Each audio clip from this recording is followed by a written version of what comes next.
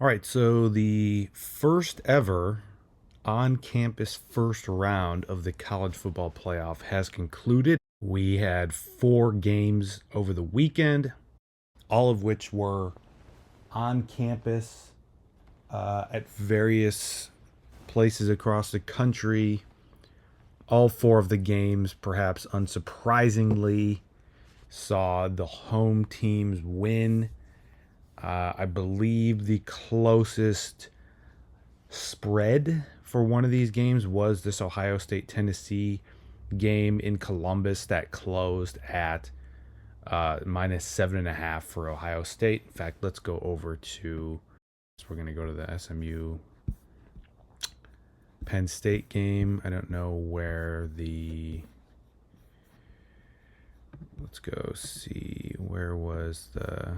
Does it show the spread? Okay, so Penn State was a 7.5 point favorite at home over SMU, which was equal to the Ohio State Tennessee game. Texas was a 13.5 point favorite over Clemson. They just barely cover with the hook.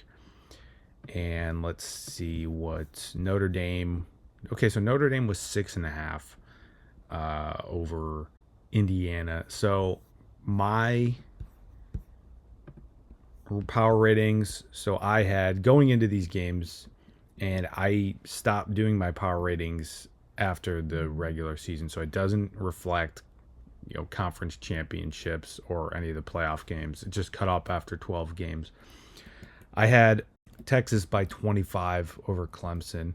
There was a point where it looked like they were going to be able to do that. They were up 31-10, but then they kind of let Clemson storm back a little bit to the point where it was 31-24. It was actually a game in the fourth quarter until Texas busted off a long touchdown run. For the Indiana Notre Dame game, I landed at Notre Dame minus 9 at home. They ended up winning by 10. Not sure if it was quite that close.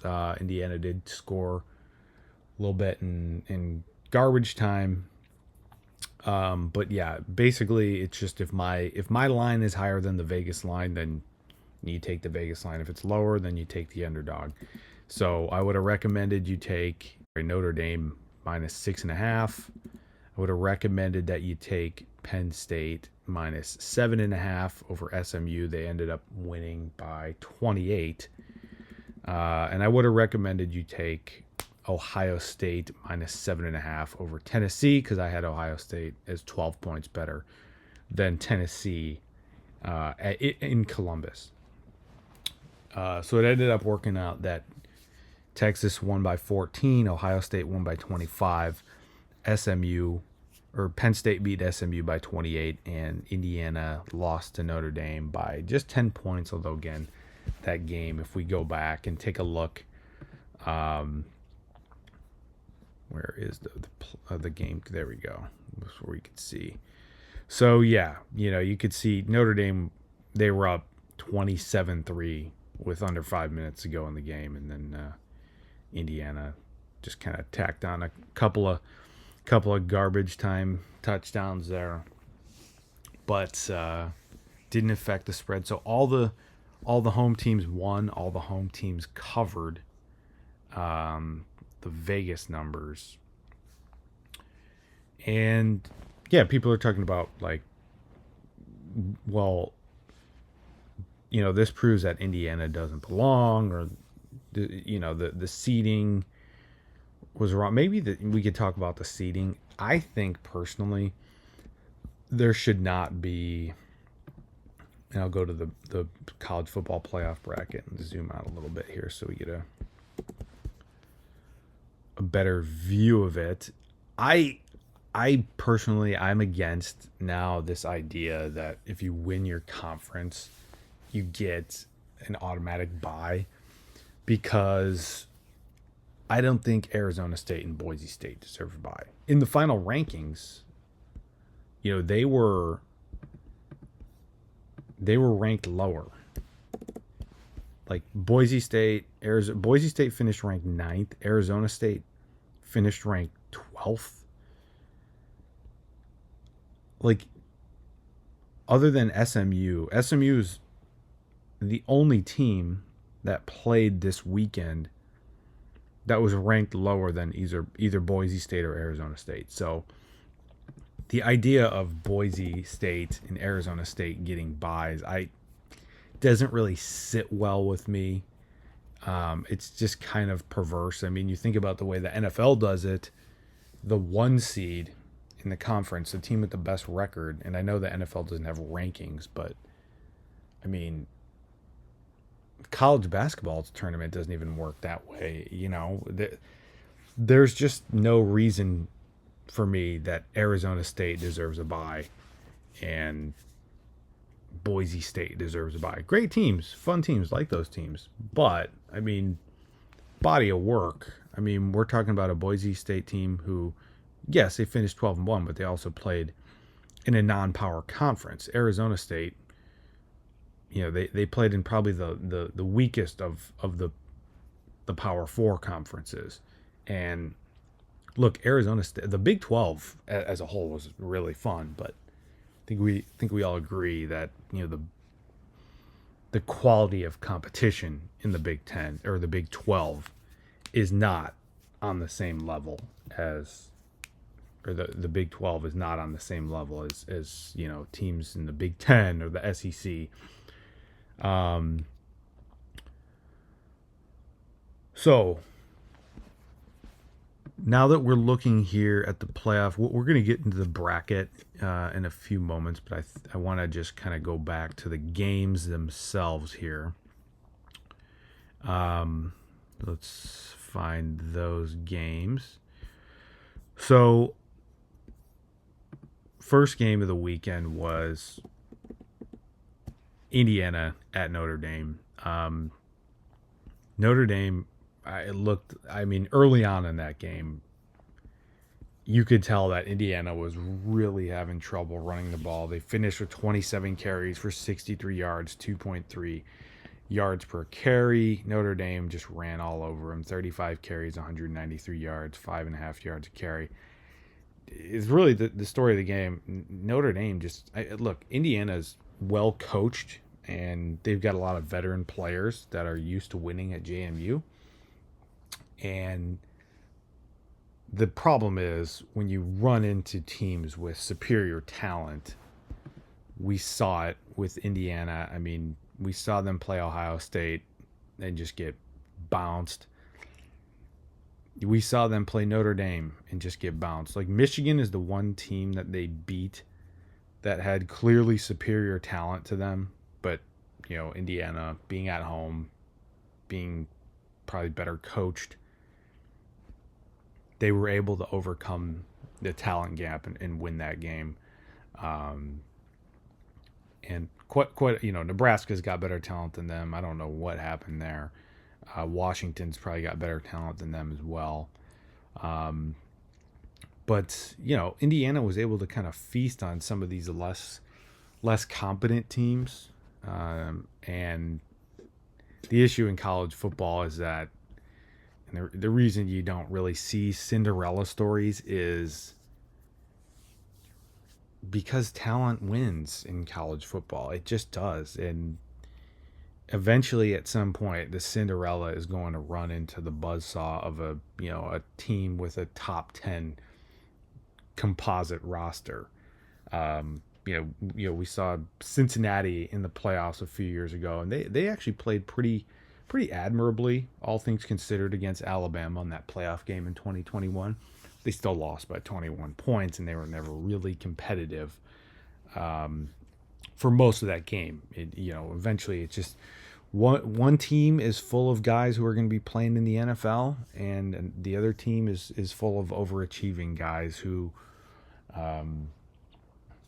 they can win with discipline and toughness and, not making mistakes and superior coaching and scheme and stuff like that. But eventually you just run into a team where the talent disparity is too much. I mean, this is what I was saying in the run up to the Ohio State-Indiana game. Like, at some point, Indiana's formula is going to fail, right? Like, where is that point?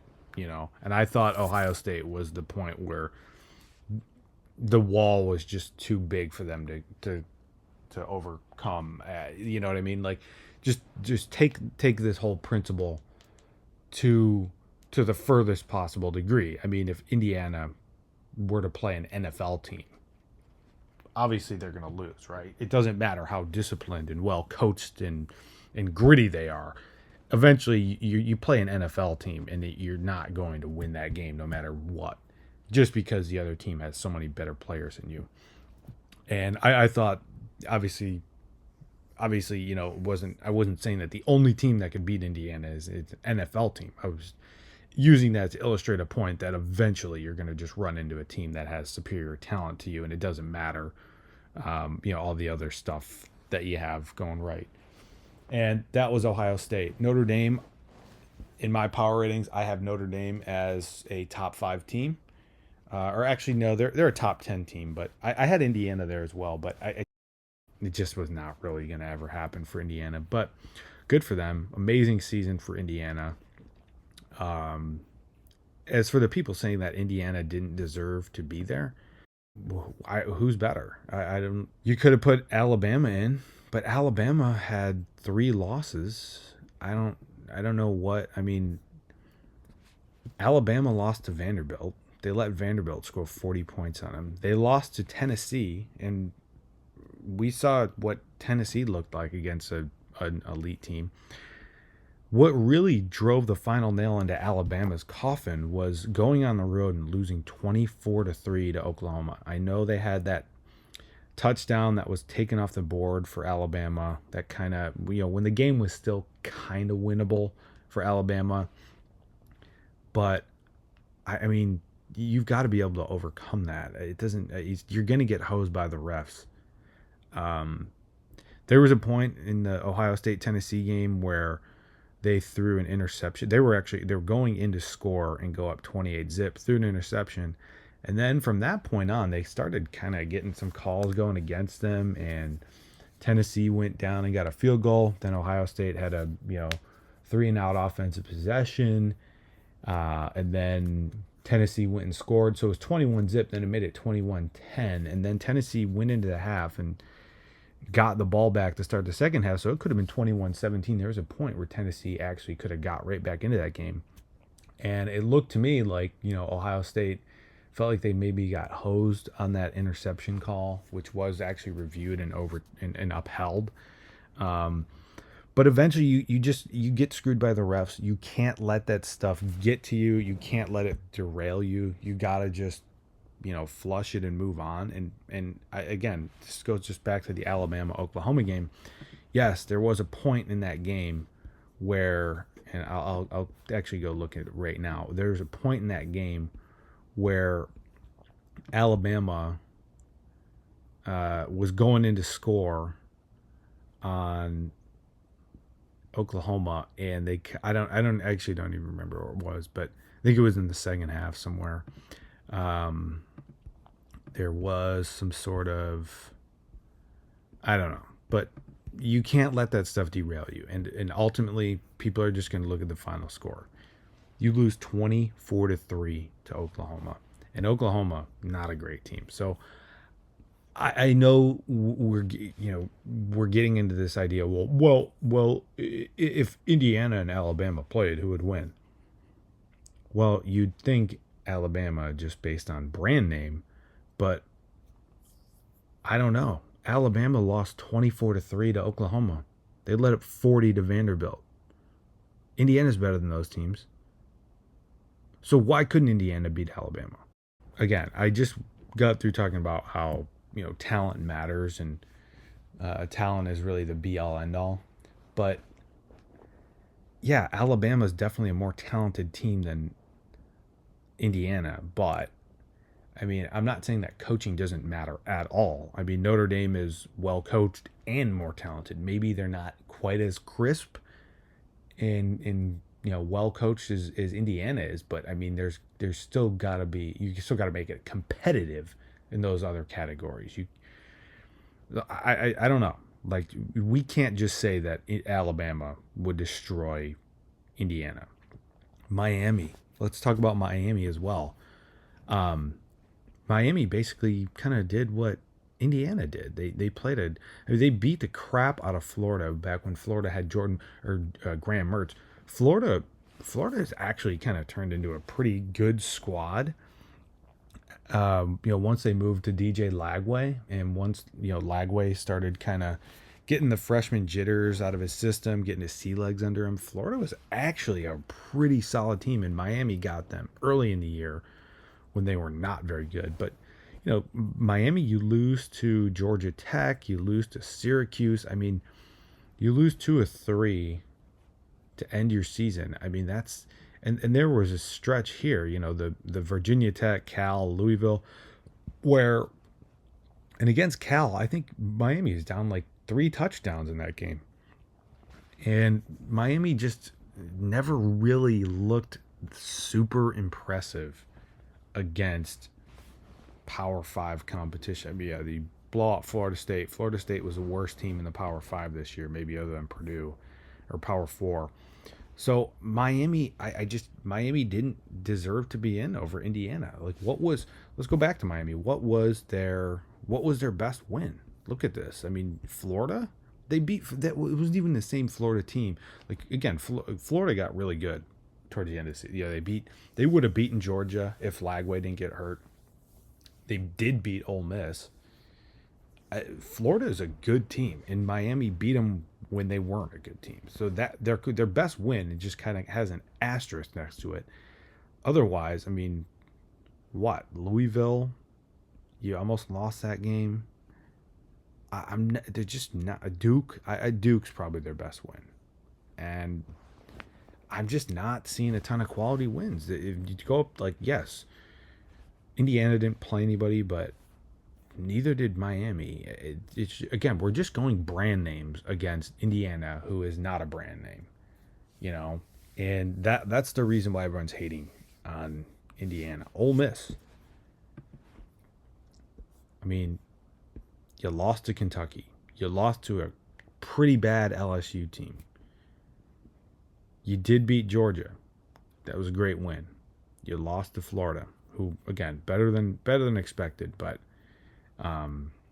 still a team that lost 5 games. My power ratings personally, I have Ole Miss rated as a top 5 team, but you just didn't really see the argument for including a lot of, like, if you just did the blind resume with Indiana, Miami, Ole Miss, Alabama, and you took the brands out of it, I don't think the committee made the wrong decision there. All right, so we'll move on to the next one. Next game was Penn State hosting SMU, and Penn State wins this game 38-10. Now, this was kind of an interesting game because the final score would indicate that it was not a competitive game. However, you take a look at the numbers here, and 3 turnovers to 1. SMU is actually kind of moving the ball a little bit, at least early on. But again, when we go back to, where's it at here? Oh. Take a look at, you have a 23-yard interception return. So SMU wasn't really moving the ball there, but 59-yard interception return to go up 14-zip. And then, at that point, Penn State was really kind of off to the races. And quite honestly, I stopped really paying attention to this game after the first half. But it seemed like Penn State was kind of struggling to move the ball to start this game. And their defense was dominating. We look at some of these plays here. Turnover on downs for SMU at the Penn State 19. I mean, they were, they could have scored there. They could have got some points there. This one, obviously, they were at their own 20. But, it's 7-0. Penn State gets on the SMU 29, turns the ball over on downs. And then next drive, 7-0. Penn State's at or SMU's at the Penn State 47, throw a pick six. 14-0. Another turnover on downs here for Penn State, deep in their own territory. So, right, 14-0. SMU starts with the ball at the Penn State 19, gets it all the way down to the Penn State 7 pick. So, basically by that point, it could have been a ball game. It could have been. But when you're talking about 3 first half interceptions, 2 of them taken back for touchdowns, after that was when Penn State's offense, started to find its footing. But this probably would have been a much closer game without it definitely would have been a much closer game without all those turnovers. Just seemed like everything went Penn State's way in the first half, and by the time they went back in the locker room for halftime, Penn State's up 28-0. That's ball game. And again, that's really when I stopped paying attention. The numbers really were not all that lopsided. If we pull up the numbers here, 325 yards for Penn State, 253 for SMU. SMU actually had more first downs, although they were only 3 of 14 on third down. Passing numbers were pretty similar. Actually, it looked like SMU was a little better through the air than Penn State, obviously minus the interceptions. Now, SMU couldn't really run the ball on Penn State, and Penn State was able to run the ball on them very well.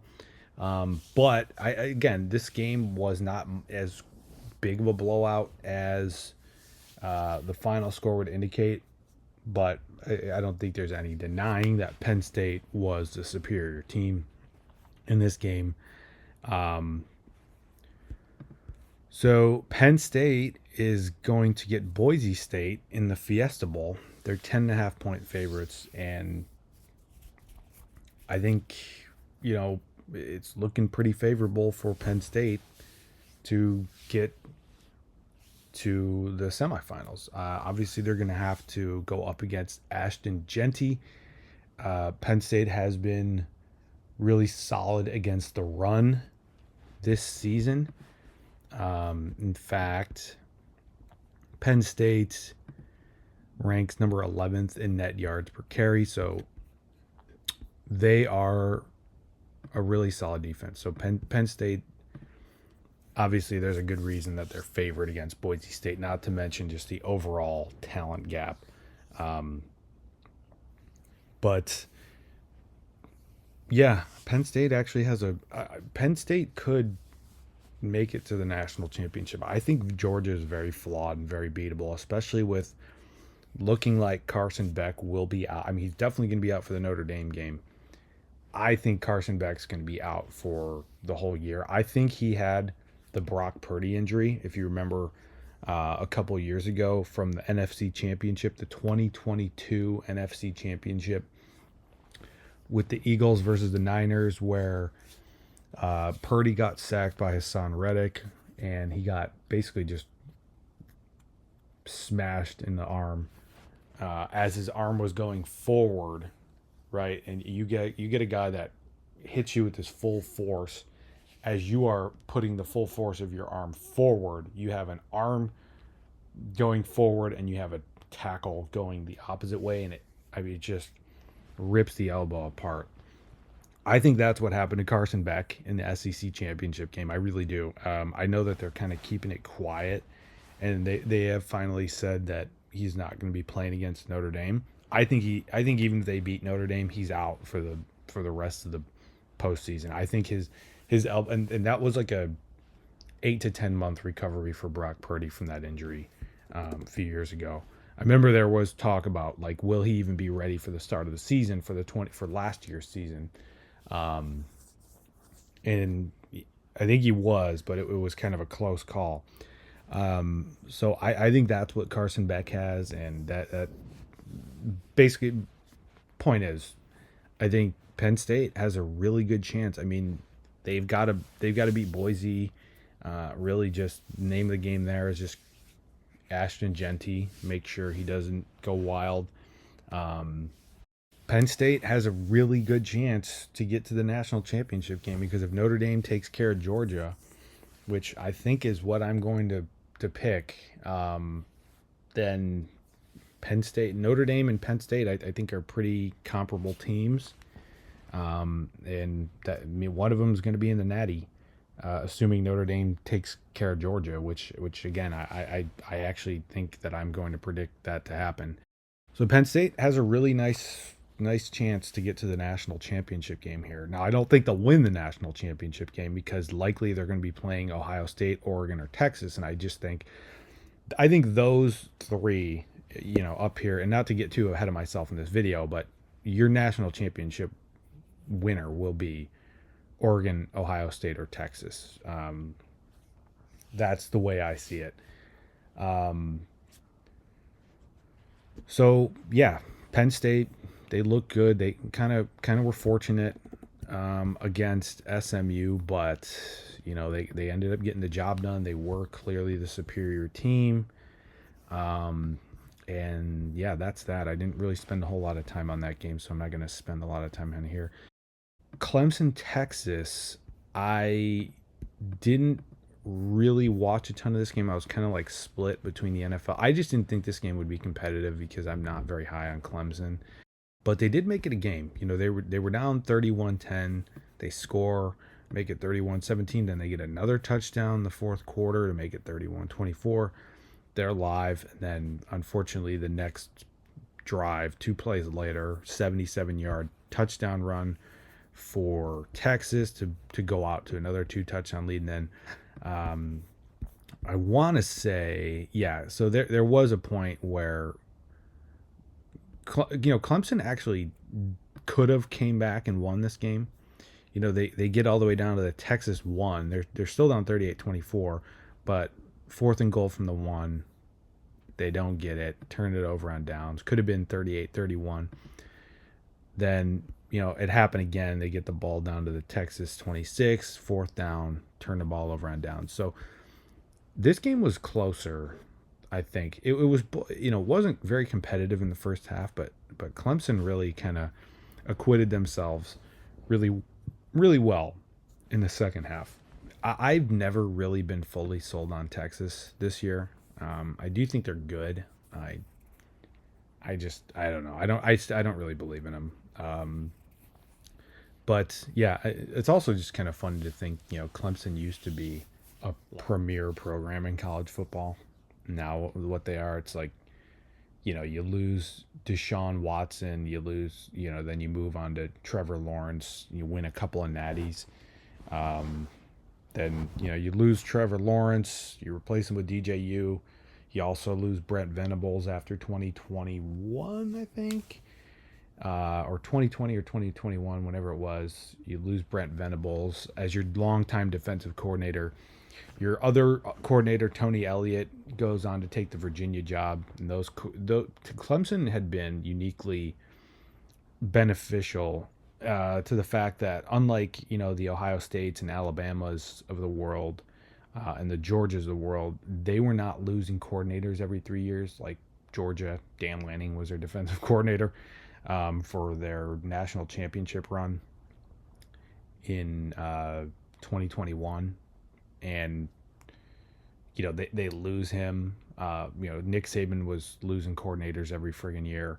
Ohio State loses, well, not so much lately, but at least under Urban Meyer, they were losing coordinators all the time. But Clemson their advantage was that they had, I think Tony Elliott was there for like 8 years, and Venables was there for even longer than that, I think a decade. So yeah, Clemson is now a middle of the pack kind of team, fringe college football playoff sort of team. They were still competitive though. Got to give them credit for that. So now Texas will go take on Arizona State in the Peach Bowl. Texas is a 14-point favorite.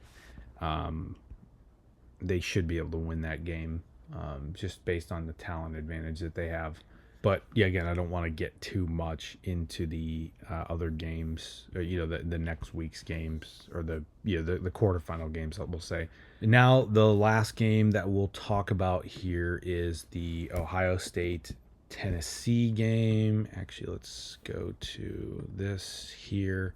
Ohio State was opened as a 7-point favorite, and by kickoff, they were a 7.5-point favorite. If the Michigan game, not even if Ohio State had won the Michigan game, or if the Michigan game had never even happened, or I guess maybe let's say Ohio State hits those 2 field goals and they win the Michigan game 16-13, I don't think there would have been any doubt that Ohio State was a superior team in this game. My power ratings, I have them as the best team in the country. I actually have Tennessee as the 5th best team in the country. So Tennessee is a legit team. We look at all their numbers. They're legit. Not quite as good as Ohio State, obviously. And on the talent composite, they're 16th. Ohio State is 3rd. So Ohio State's clearly a superior team than Tennessee. And we saw that in the field. But Tennessee was legit in their own right. Again, 5th best team statistically. I thought that there was a chance that Tennessee could come out and win this game, only because I didn't know where the psyche of the Ohio State team would have been, following the Michigan game. But we do have precedent for all of Ryan Day's faults. And again, I think he can't handle the Michigan rivalry, and he mentally spirals in that game. And I made a long video about that, and I think that's bad for his health. And I think maybe just being the head coach at Ohio State might be a little too much for him. But he doesn't lose his teams. I mean, the 2022 game against Michigan, which they just got shockingly blown out in, and everybody in the Ohio State fan base, everybody was ready to run Ryan Day out of town on a rail. They still make the playoff. They go down to Atlanta against Georgia, and it's like, well, you got nothing to lose. And they actually came out and acquitted themselves very well in that game. They should have won it. They were the better team. They were up 38-24 on Georgia. I believe in the 4th quarter, Marvin Harrison gets knocked out of the game. Ohio State's offense can't really do anything.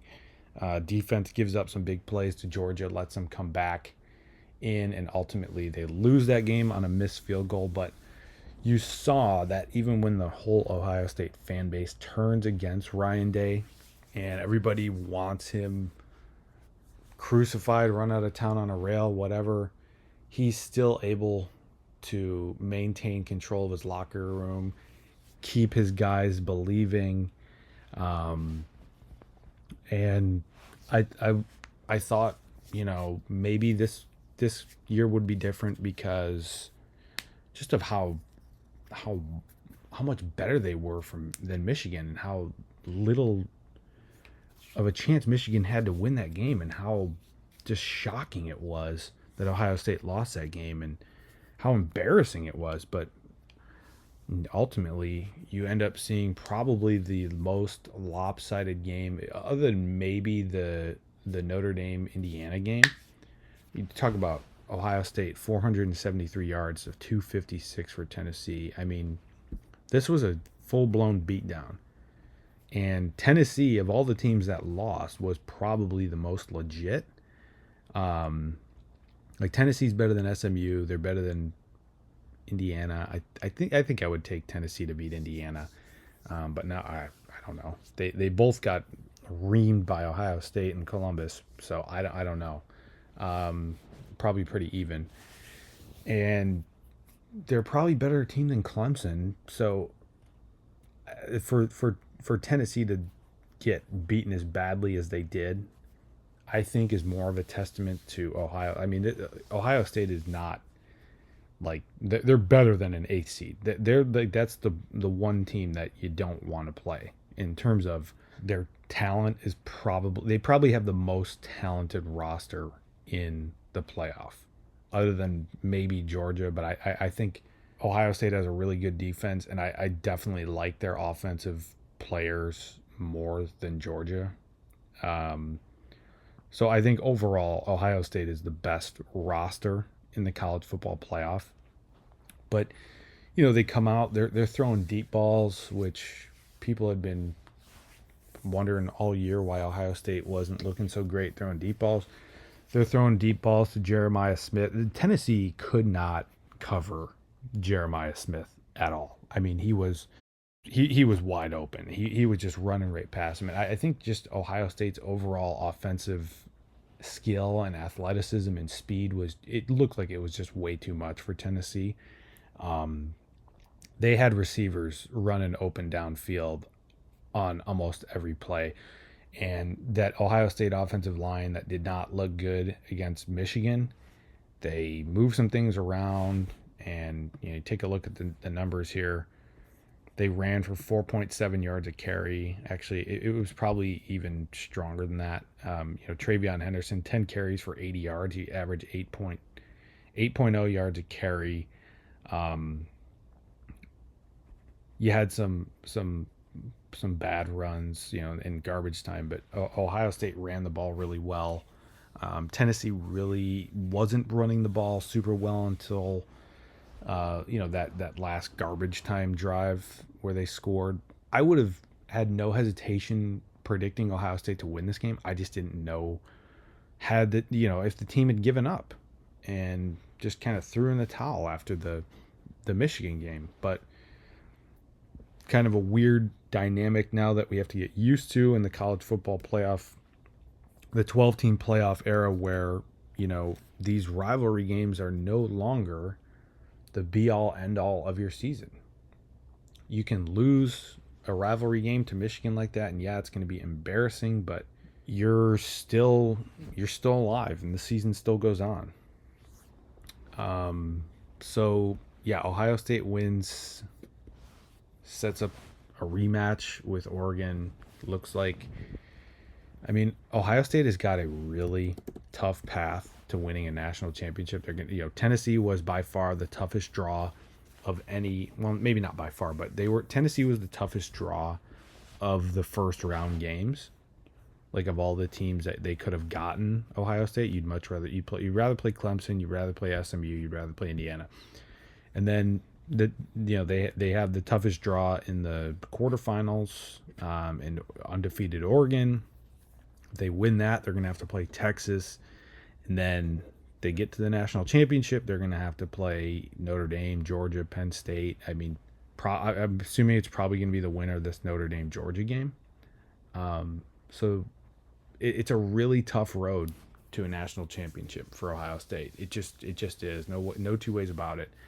But I do think that they're the best team. Now, if they sustain some injuries, that could derail things. You have to win 3 more games, so just really tough. And that, more than anything, is the issue that you caused for yourself when you lost that game to Michigan, because you may have been, you would, if you would have beaten Michigan, you would have been in the Big Ten championship game, and you would either be the 1 seed or you'd be where Penn State is, the 6 seed.